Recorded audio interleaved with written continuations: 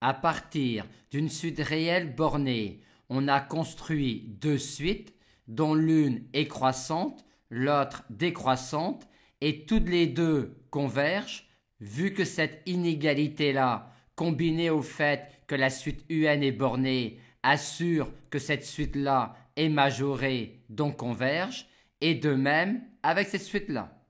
On va maintenant démontrer le théorème de Bolzano-Weierstrass pour une suite réelle bornée en se servant de ces suites-là. Plus précisément, on va montrer qu'il existe une suite extraite de la suite UN qui converge vers la limite de cette suite-là. Et on pourrait également faire de même avec l'autre suite. Ce qui démontrera bien le théorème de Bolzano-Weierstrass, puisqu'on aura alors exhibé une suite extraite de ma suite réelle bornée qui converge. Maintenant, on a également vu que dire qu'il existe une suite extraite d'une suite UN qui converge vers un réel grand L équivaut à dire que L est valeur d'adhérence de la suite, c'est-à-dire que quel que soit l'intervalle L moins epsilon, L plus epsilon que l'on peut créer autour de grand L, et quel que soit l'indice petit n fixé, on peut alors trouver un indice supérieur ou égal à petit n, tel que U indice grand N soit dans cet intervalle-là. Aussi, pour montrer cela, on va montrer que ce réel-là est valeur d'adhérence de la suite UN. Pour cela, on va fixer un réel epsilon strictement positif et un indice grand N. Et on va montrer que l'on peut alors trouver un terme de la suite UN avec un indice supérieur ou égal à grand N qui soit dans cet intervalle-là.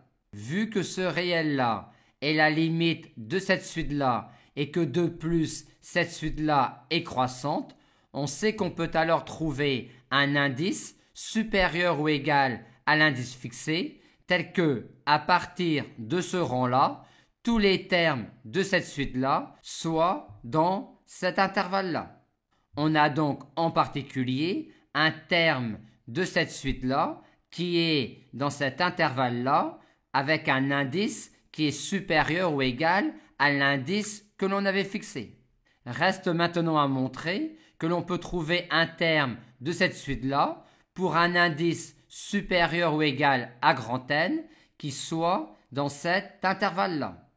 On va pour cela utiliser le fait que la borne inférieure est le plus grand des minorants, à savoir que si j'avance un tant soit peu à partir de ce terme-là, je pourrais trouver un terme de l'ensemble sur lequel cette quantité-là est la borne inf qui soit dans cet intervalle-là. C'est-à-dire, je pourrais trouver un UN0 avec N0 supérieur ou égal à grand N1 qui soit dans cet intervalle-là.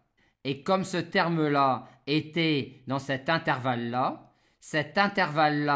est inclus dans celui-là, ce qui démontre bien que l'on peut trouver un terme de cette suite-là pour un indice supérieur ou égal à l'indice que l'on avait fixé qui soit dans cet intervalle-là.